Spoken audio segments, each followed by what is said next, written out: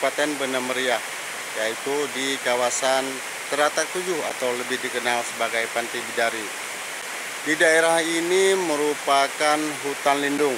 Di dalamnya terdapat berbagai jenis flora dan fauna. Salah satu di antara tanaman yang langka tersebut adalah jamur. Ayo kita lihat beberapa jenis jamur yang ada di kawasan ini.